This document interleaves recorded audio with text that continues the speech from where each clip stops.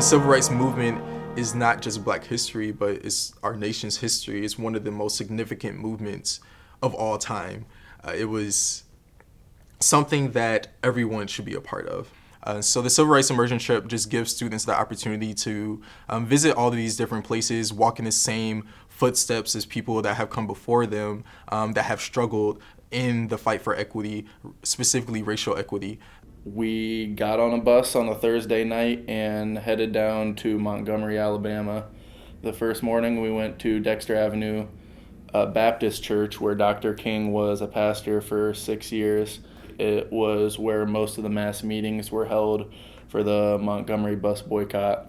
On the first day we went into an HBCU, a historically Black college. It was Alabama State. We went down there and they gave us a tour of the place. The next day we went to Selma, so we went to the Civil Rights Museum, and we also got to cross the Edmund Pettus Bridge where Bloody Sunday happened.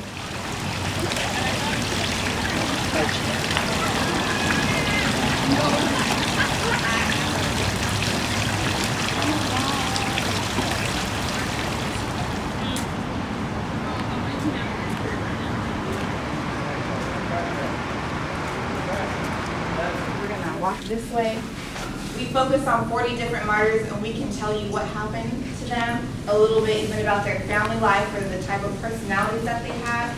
At the end of the day, we all got together and we sat down and talked and reflected on not just what we learned that day or what we experienced that day, but also how that really resonates with our lives. Some of the things that we wanted people to reflect on is what is their role in this movement? What's going to be their role in the future? Thinking about yourself as a social change agent, we wanted people to take that away from the trip. And also recognizing that as students, we have the same power and we have the same gifts and we have the same talent that people in the civil rights movement had.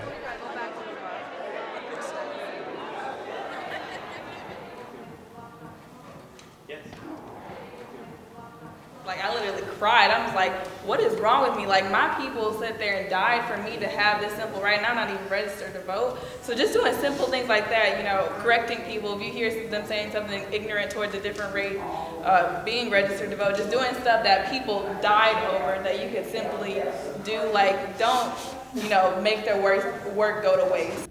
Just that diversity right there in that one room was so impactful to everyone sitting down. Everyone gained, everyone grew from that experience. Somebody on that trip will probably say something that you've never thought about ever in your life.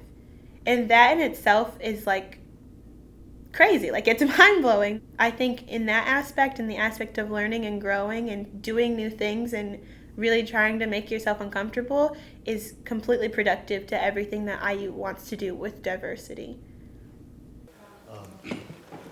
I just thank you, and let's try to keep this going. I know it might be hard, you know, class and life, but it's vital to the movement, I suppose, to continue the march. We've just taken the first few steps to something that could become something bigger. I don't know about you, but I'd like to be a part of that. I feel like I need to be a part of that. So it really is important that we do have a community, that we help each other along, but that we do go back and we use our voices, we raise our voices to help others hear our message.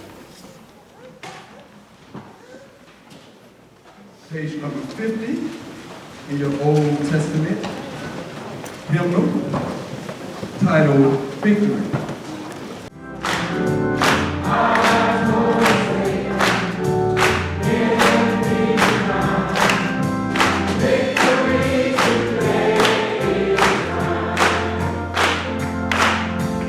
On Sunday, we got to go back to Dexter Avenue Baptist Church to experience the service there. You could definitely feel that vibe that Dr. King left just still continue today within the service, and just the unity, that feel of unity inside the church was just really strong. It was a beautiful moment to witness so much pride in some of the students for being who you are and just existing in this space because of people who lived before you. Each student took something personal. Each student held something from that trip in their heart, and hopefully they'll continue to carry that out when they dedicate whatever they dedicate their lives to. I hope they carry a piece of this trip with them.